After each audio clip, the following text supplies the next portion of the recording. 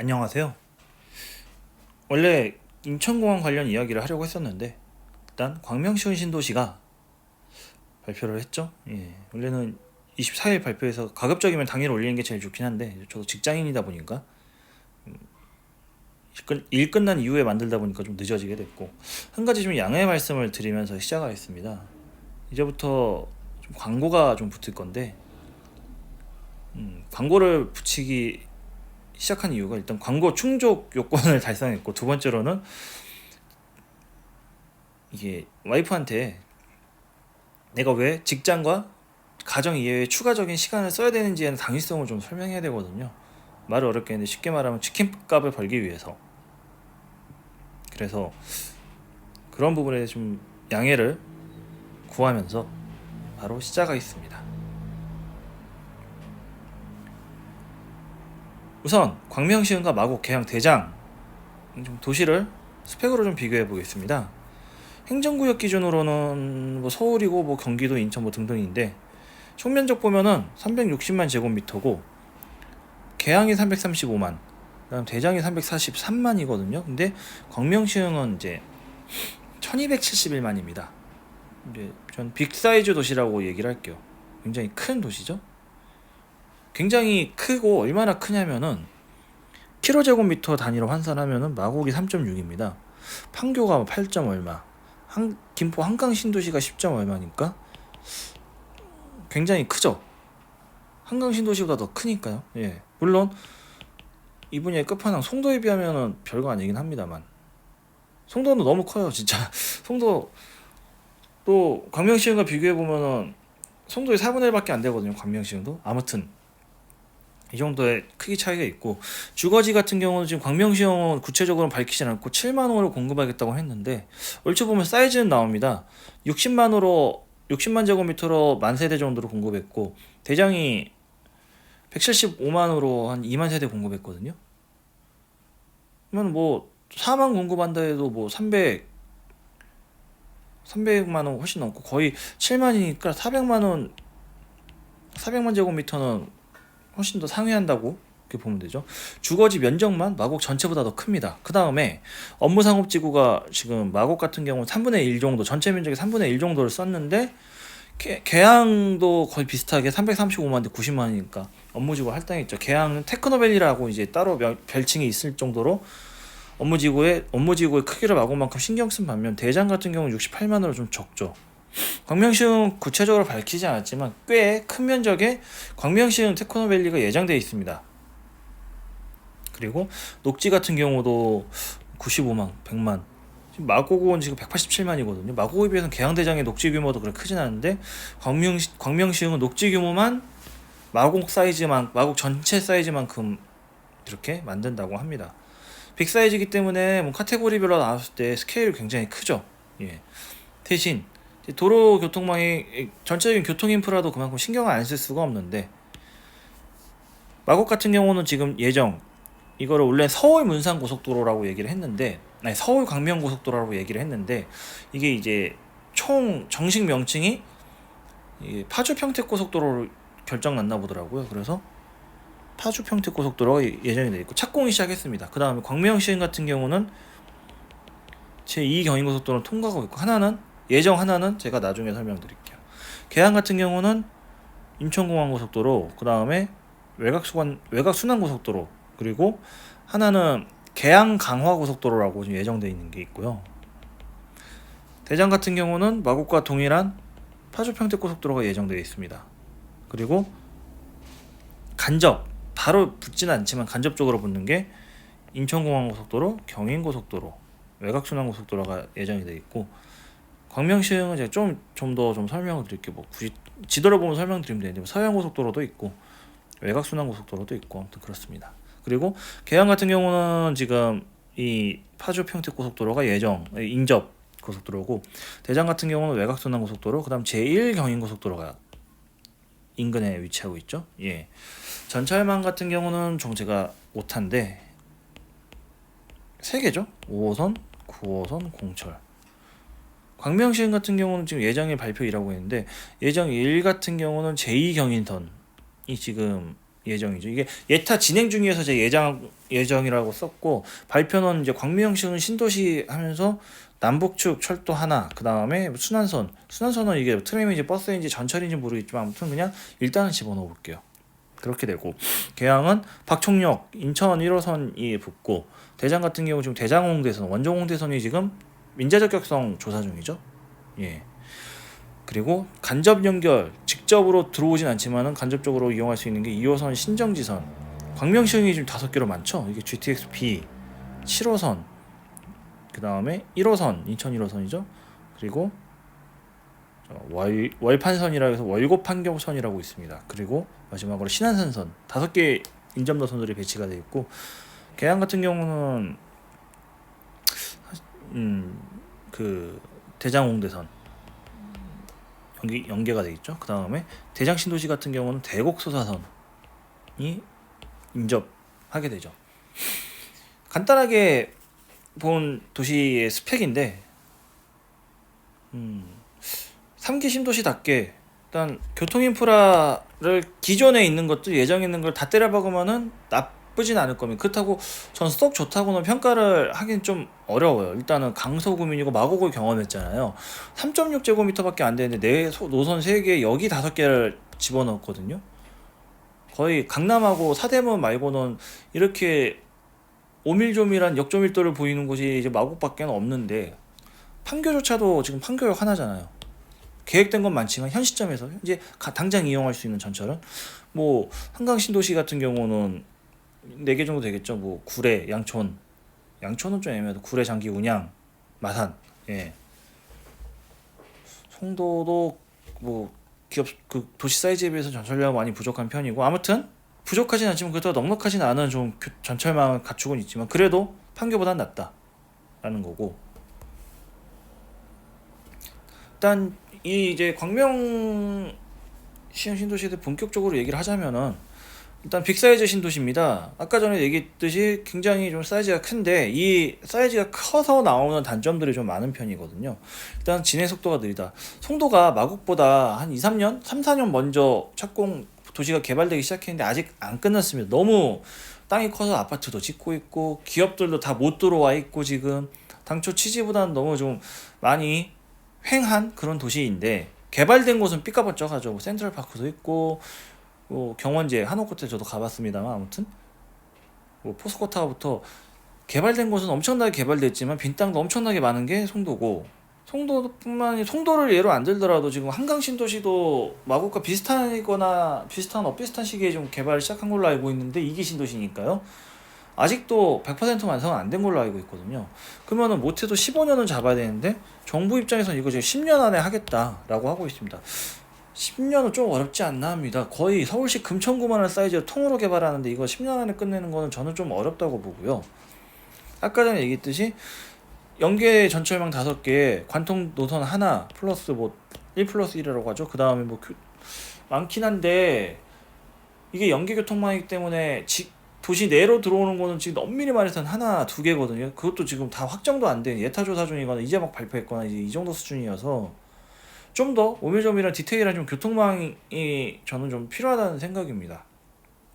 그리고 언제나 이거 신도시 발표할 때마다 나오는 공급폭탄, 그리고 광명시흥 신도시의 성패를 가로지르는 제일 중요한 요소는 전 테크노밸리의 퀄리티거든요. 되게 성공한 직장을 갖춘 신도시들의 공통적인 특징이 기업의 브랜드를 확실하게 갖고 있습니다. 판교 같은 경우는 네이버, KT 등등 게임, 그 다음에 소프트웨어 기반의 IT 회사, 제약회사들이라는 확고한 이미지가 있죠.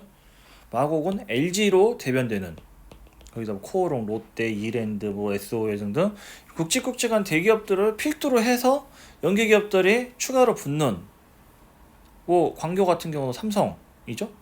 그런 걸로 알고 있습니다만, 이런 식으로 확실한 브랜드 네임의 대기업 최하 한두 개 이상은 끌고 와야 되는 게 생명이고, 만약 그게 안 되면은 뭐 가산 디지털 단지, 벤처의 요람이죠. 근데 지금 뭐 일단 LG도 지금 떠나가고 있고, 어느 정도의 좀 도시가 퀄리티 있는 도시가 되려면은 딴 게 중요한 게 아니고 어떤 기업이 오느냐.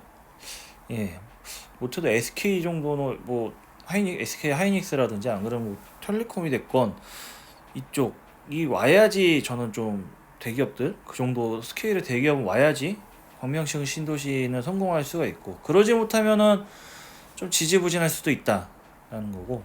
장점을 보죠. 이제 자급자족이 됩니다. 일단 판교보다 크고, 한강 신도시 같은 경우 10제곱킬로미터 정도 면적이 된다 그랬잖아요. 근데 업무지구, 상업 업무지구는 10%가 채 안 되더라고요. 그 넓은 신도시의 규모에 비해선. 근데 지금 판교 정도 규모도 있지만 워낙에 땅이 크니까 모든 자급자족이 완벽하게 가능한 도시고, 자급자족이 가능하다는 것은 직주유로 완성이 된다. 이건 제가 강서구 부동산 이야기 종종 하는 이야기죠.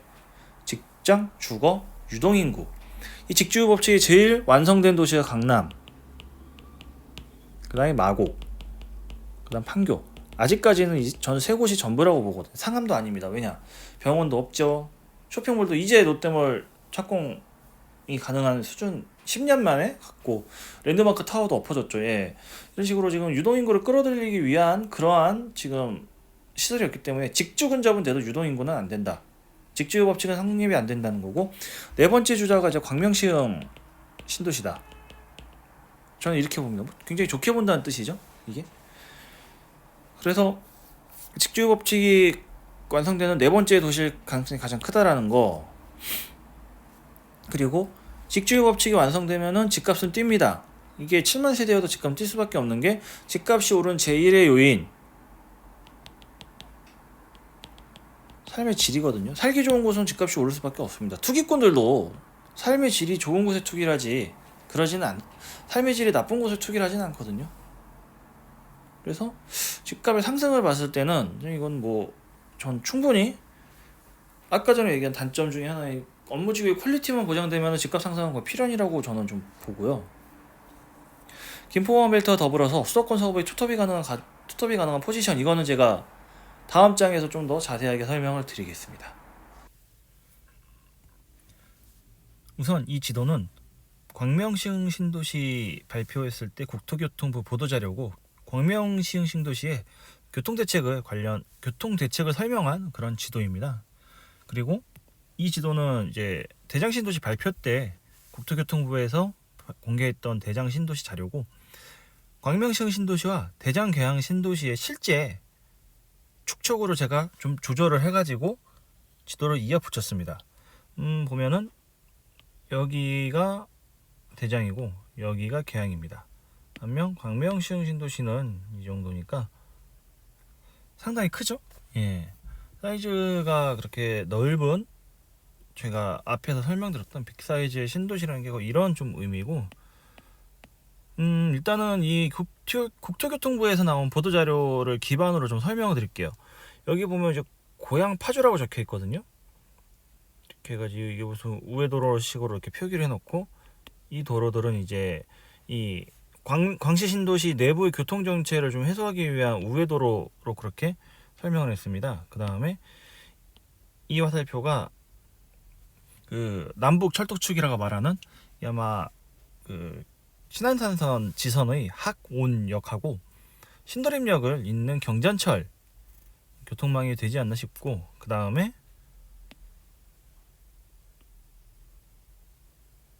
이거는 GTX-P, 그 다음에 이 여의도에서 출발해서 이 노선은 신안산선 본선, 그리고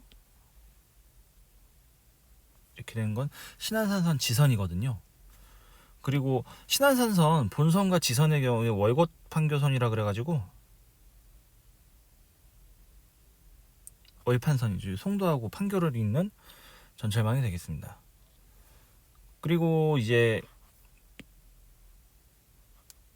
이게 우리 전통적인 인천 1호선이 되겠고, 1호선은 인천 쪽이고, 그 다음에 여기서 분기되는 건 수원, 이렇게가 수원이 되겠죠. 그리고 시청 강남은 2호선, 그 다음에 신정지선이 2호선 신정지선이 이렇게 돼 있고, 이게 7호선이 되겠습니다. 그 다음에 여기서 이렇게 가는 게 이게 제2 경인선이라 그래가지고 예타 조사 중인 구간이고, 그리고 이렇게 돼 있는 거는 이제 제2경인고속도로.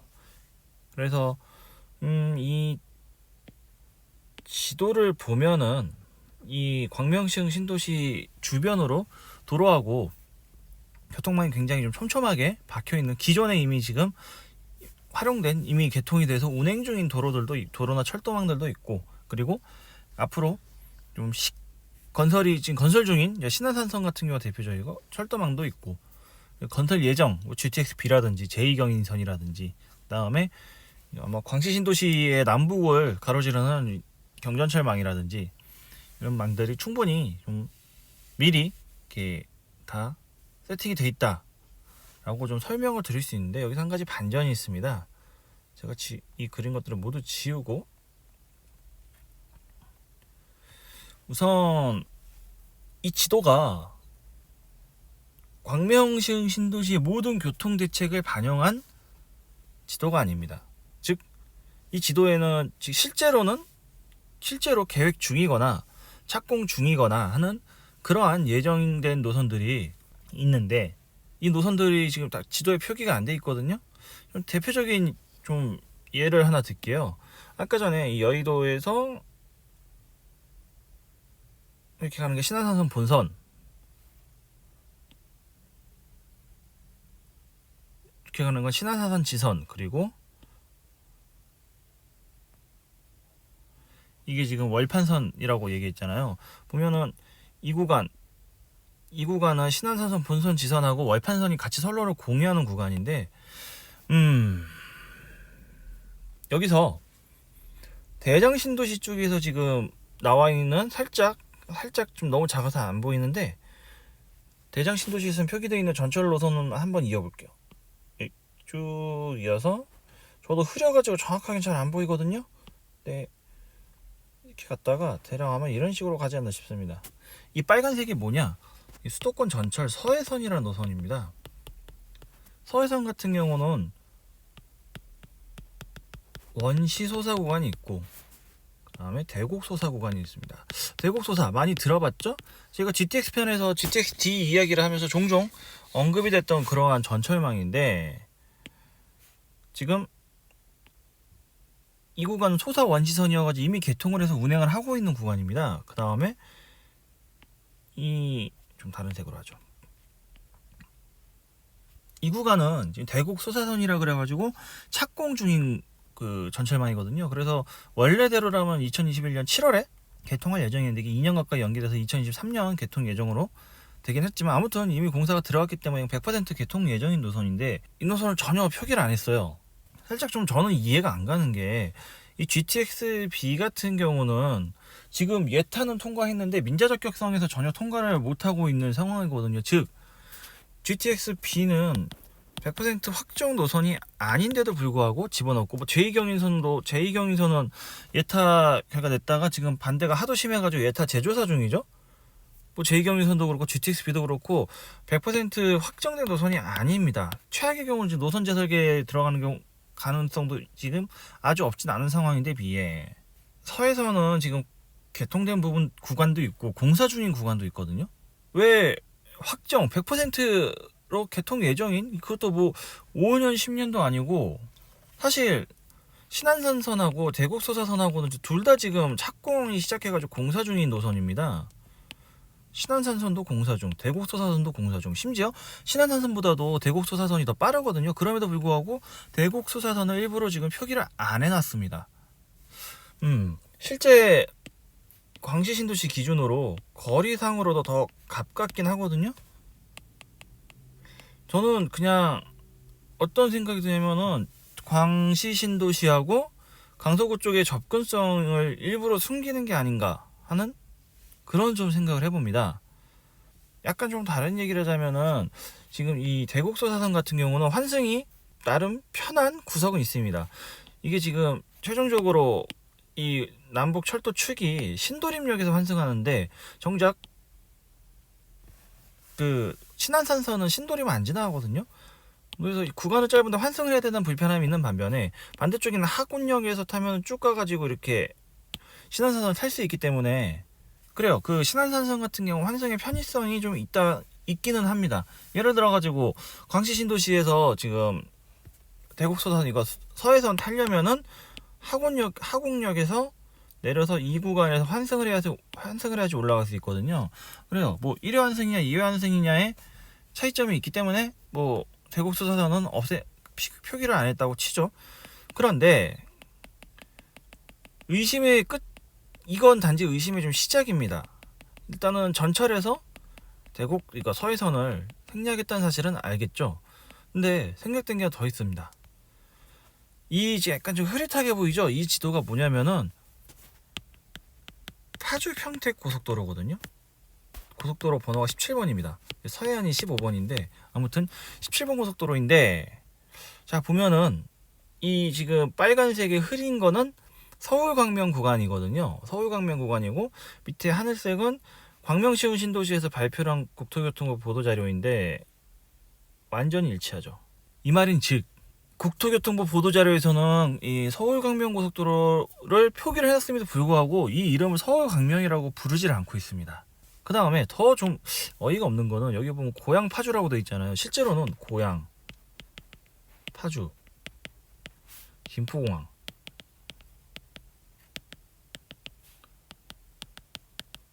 마곡을 가는 고속도로거든요. 여기 보면 강서IC라고 되어 있잖아요. 이게 좀 약간 옛날 자료인 것 같은데 실제로는 여기 가면 고강IC로 알고 있습니다. 부천 쪽인데 고강IC면 부천이잖아요. 그런다 한들 이제 화곡동에서 이 고속도로를 타려면은 고강IC로 들어가는 게 더 빠를 걸로 지금 제가 예상을 하고 있고, 실제 김포공항이나 이제 마곡 같은 경우는 이쯤에 또 톨게이트하고 IC가 생겨요. 이게 강서IC, 강서 톨게이트라고. 그래서 이 고속도로가 얼마나 기가 막히는 고속도로냐면은 이게 최종적으로는 이게 전북 익산까지 가는 고속도로를 알고 있고, 그 중간중간에 많은 또 다른 여러 고속도로와 분기를 교차를 하기 때문에 이게 그냥 익산만 가는 게 아니라 서해안선하고도 교차를 하고, 그리고 뭐 경부 쪽까지는 저도 정확히 모르겠지만 평택음성 고속도로하고도 지금 만나기 때문에 이게 평택음성 고속도로가 서해안하고 경부를 잇거든요. 경부고속도로하고도 접점이 생기고, 아무튼 그런 도로고 반대쪽으로 가면 아까 전에 얘기한 대로 강서 IC를 통하면은 강서 IC에서 마곡까지 2분에서 5분입니다. 근데 톨게이트가 어느 지점이냐면 방화대로하고 방화터널 사이거든요. 아마 신방화역 부근이 되지 않나 싶습니다. 거기서 뭐 마곡지구까지는 그냥 공항대로까지 가면 되니까 걸어서도 한 10분? 15분? 되는 거리거든요. 즉, 이 지금 전혀 이 파란색으로만 표기를 해놓고 고속도로 이름 안 적어놨는데, 이 고속도로가 2024년에서 5년 사이에 개통이 되면은 광명시흥 신도시에서 마곡까지 고속도로 15분 걸립니다. 강서구하고 마곡 접근성을 좀 의도적으로 뺐다는 생각이 드는 두 번째 근거고, 세 번째 근거가 더 있거든요. 이게 지금 2호선 본선해가지고 여기는 서울시청 적혀있고 여기는 강남 있고, 보통은 신정지선을 통해서 강속으로 간다. 갈 수는 있는데 종착이 까치산이거든요. 까치산에 무조건 내려가지고 5호선을 타야지 갈 수 있습니다. 즉 광명시흥 신도시에서 2호선 신정지선을 타고 강속으로 진입하는 방법이 쭉 타고 가서 여기서 신도림에서 1회 완승을 하고, 그 다음에 신정지선을 타고 까치산에서 2회 환승을 하고, 그래야지 뭐 마곡이건 발산이건 김포공항이건 갈 수 있거든요. 화곡역도 마찬가지고. 아까 전에도 얘기했듯이 이 대곡소사선 가려면 학운역에서 서해선 타고 올라가야 돼요. 2회 환승이어서 삭제를 했다고 가정을 하죠.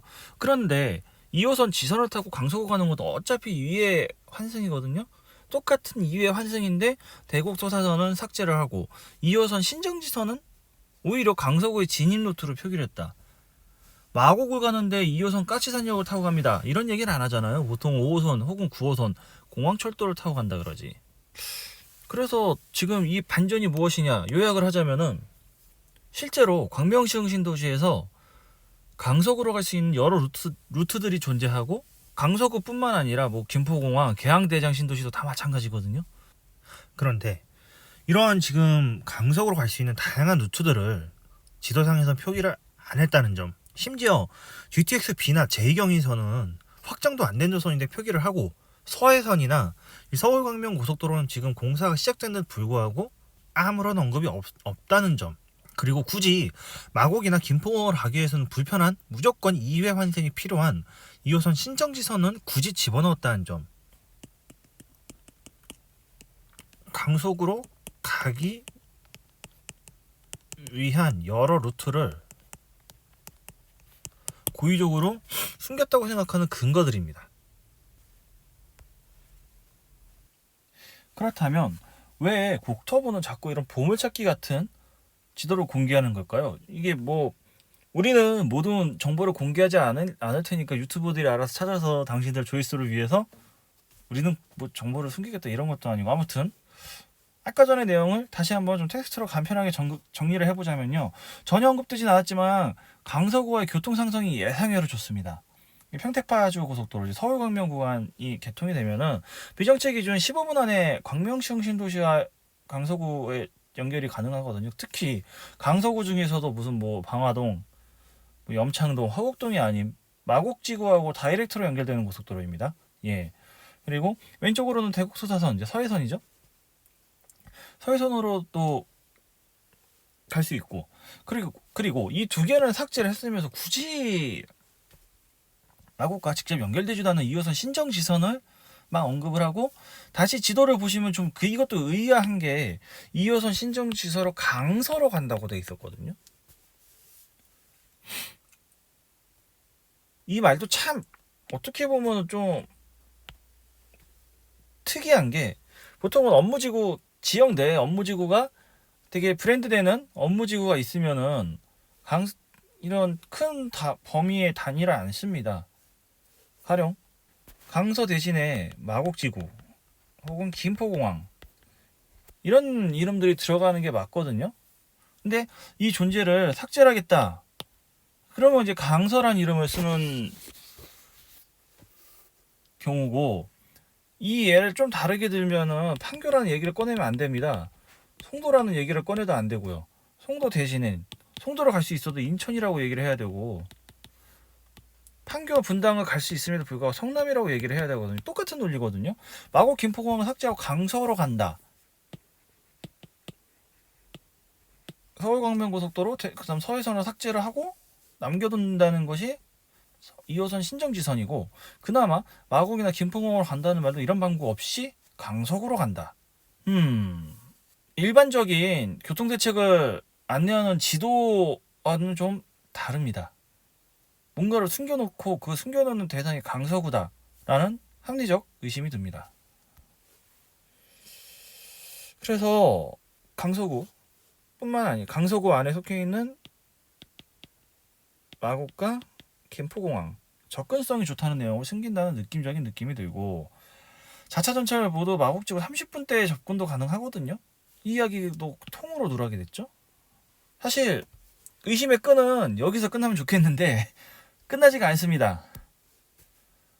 이미 뭐 세 가지 이유만으로 지금 광명시흥 신도시를 소개하면서 강서구와의 관계를 의도적으로 떨어뜨렸다라는 의심이 드는데, 여기서 끝난 게 아니고 다시 이 지도를 보죠. 약간 좀 이상한 부분이 있습니다. 어디냐면은 여의도거든요. 여의도 같은 경우는 첫 번째로 이게 GTX B고 이게 지금 신안산선인데, 사실 신안산선과 GTX B는 모두 여의도를 경유합니다. 근데 이 지도 보면 뭔가 지금 환승역이 아닌 것 같은 좀 그림을 그려놨죠.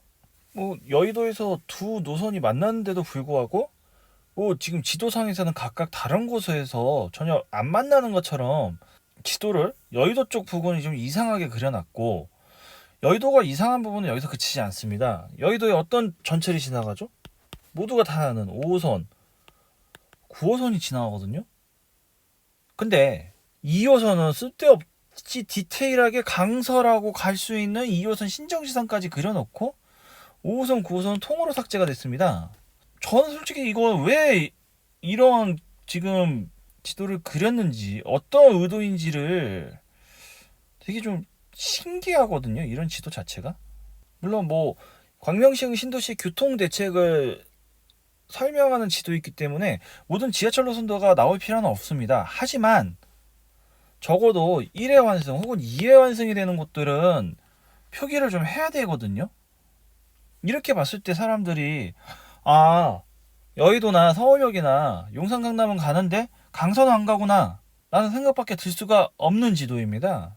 저는 여기서 좀 합리적인 또 의심을 한 가지 하자면은 GTX-D가 김포공항에서 여의도로 간다. 이럴 경우 한번 좀 지도를 한번 좀 더 좀 디테일을 좀 더 다시 넣어볼까요?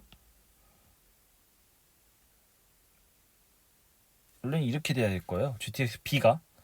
그 다음에 GTX-D가 만약에 강서구 김포공항 경유에서 여의도 거쳐 사당으로 간다고 가정을 하면은 강남이 이쪽이죠. 그러니까 대략 뭐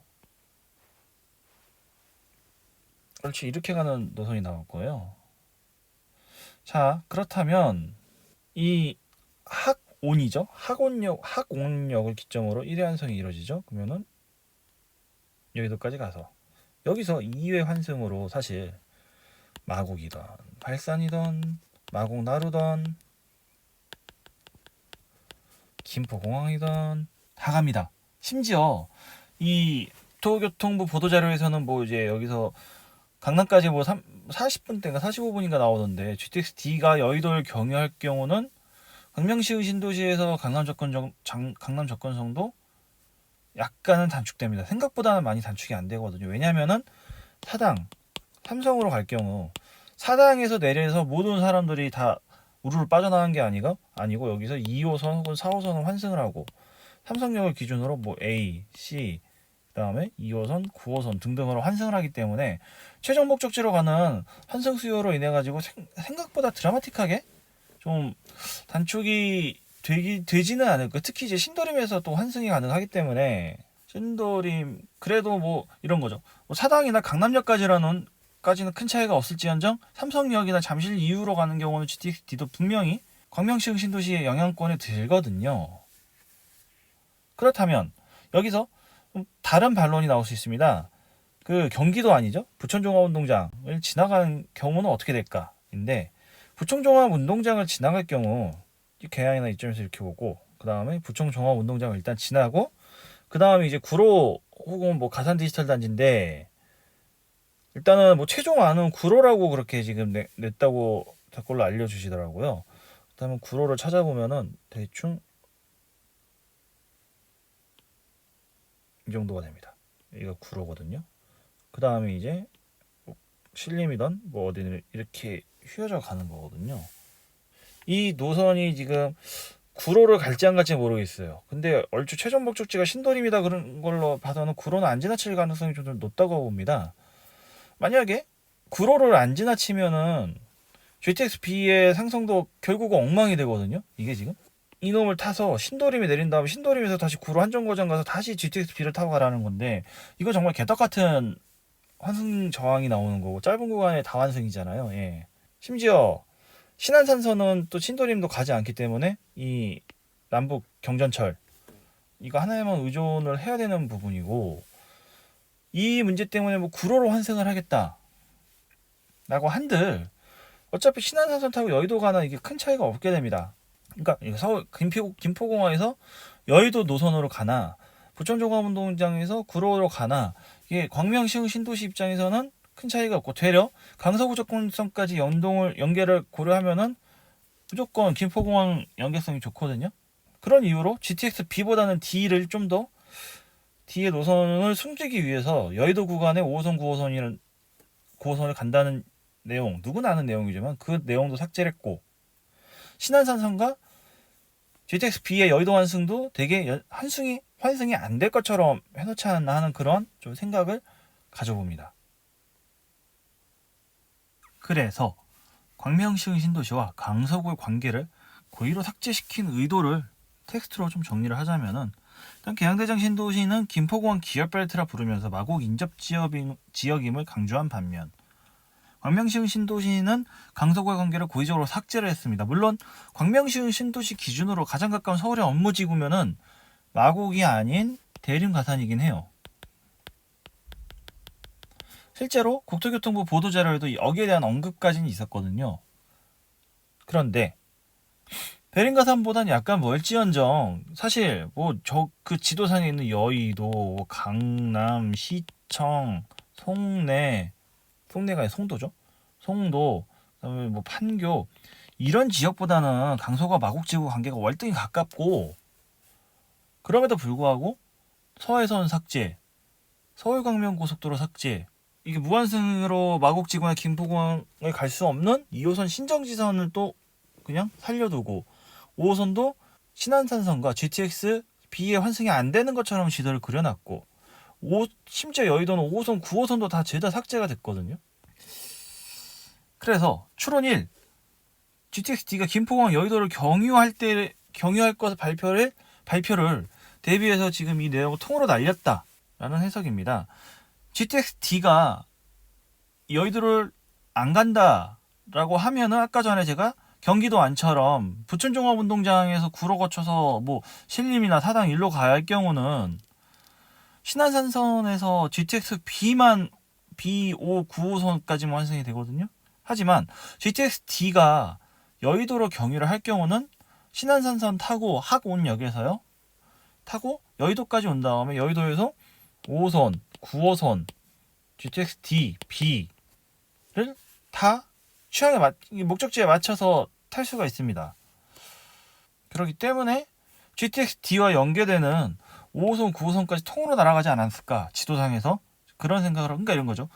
경기도 아니었으면은 5호선, 9호선이 살아있었을 거예요. 여의도를 안 간다고 가정을 하면. 하지만 GTX D가 좀 여의도를 경유할 것으로 지금 할 것을 숨겨야 하기 때문에 5호선, 9호선까지 같이 숨기지 않았을까? 라는 추론을 한번 해봅니다. 아니 왜 멀쩡한 신안산선도 여의도로 가는데도 불구하고 여의도에 연계된 5호선, 9호선 갈 수 있는 지역을 통으로 날린다는 것 자체가 저는 좀 잘 모르겠어요. 뭐 신정지선 2호선을 또 엄하게 살려놓은 것만큼 이상한 그런 지도라고 생각을 하고 그다음에 이제 지도상에서 제가 첫 번째 지도에서 제가 계양대장 신도시하고 직접 실제 축척하고 실제 거리를 정확하게 맞춰서 지도를 보여드렸잖아요. 광명시흥 신도시와 계양대장도 그렇게 먼 거리가 아니고 대곡소사선이죠. 서해선을 통해서 그 다음에 원정 홍대선 혹은 대장 홍대선을 통해서 가면 그렇게 먼 거리가 아님에도 불구하고 싸그리 날린 이유가 김포공항의 연계성 때문이 아닐까 하는 첫 번째 추론. 두 번째 추론은 강남 판교의 관계처럼 마곡과 광명시흥 신도시 관계를 보지 않을까라는 생각입니다. 강남과 마곡은 생각보다는 좀 공통점이 많은 도시입니다. 강남이 잠시만요. 내용을 좀 지우고 칸을 좀 넓혀야 되니까.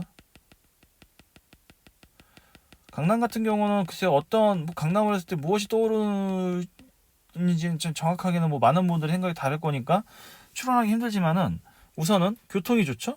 2호선, 3호선, 4호선. 4호선은 뭐 사당역이긴 하지만 뭐 일단 집어넣죠. 7호선, 9호선, 분당선, 신분당선 등등. 그렇다면 강서구 교통이 좋냐? 좋습니다. 5호선, 9호선, 공항철도, 2호선 신정지선, 그다음에 김포 골드라인, 그다음에 서해선, 대곡소사선까지.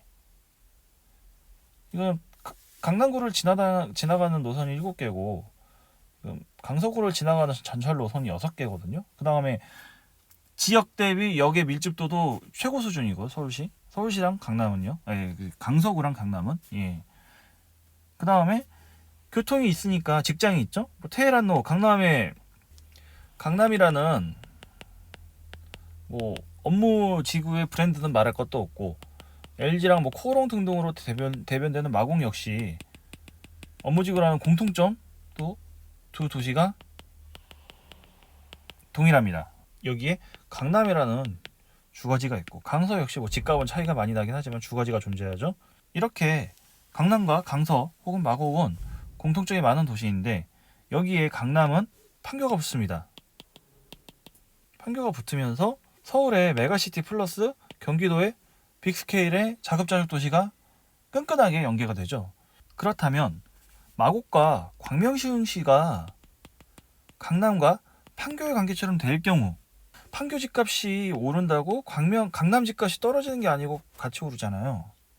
광명시흥 신도시가 생겨서 집값이 오른다면은 파트너 도시로 마곡의 집값이 뛰지 않을까 이런 우려 때문에 좀 삭제를 그렇게 강서구와 광명시흥 신도시 관계를 삭제하지 않았을까 하는 생각도 들고, 강서구하고 광명시흥 신도시가 너무 멀리 떨어져 있지 않냐라고 뭐 생각하실 분들도 있겠는데, 뭐 그렇게 치면 뭐 판교와 강남은 가깝나요?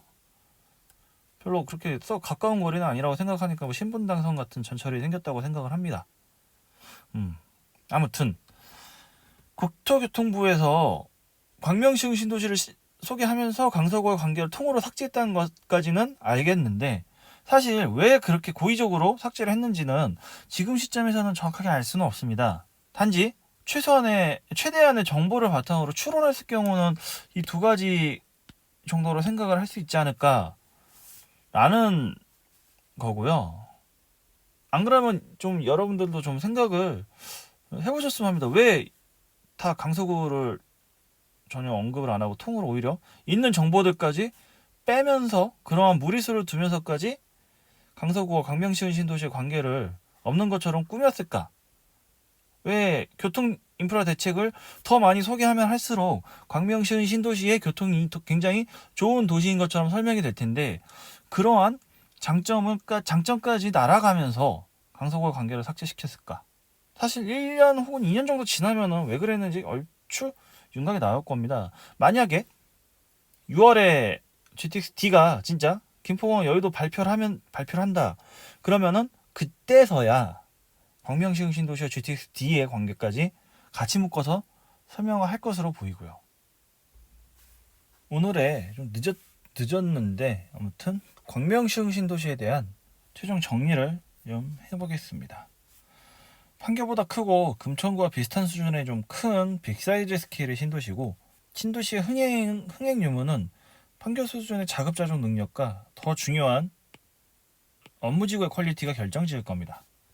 어떤 대기업이 이곳에 털을 잡느냐가 일단 광명시흥 신도시의 승패를 가로지를 수 있는 요인이라고 생각을 하고, 그리고 이런 장점도 있는 반면에 너무 지금 사이즈가 크기 때문에 정부가 발표한 10년 이내 이주가 가능할지, 그 다음에 집이야 지어놓으면 사람들이 알아서 사니까 집은 어떻게 10년 안에 해결한다고 치죠.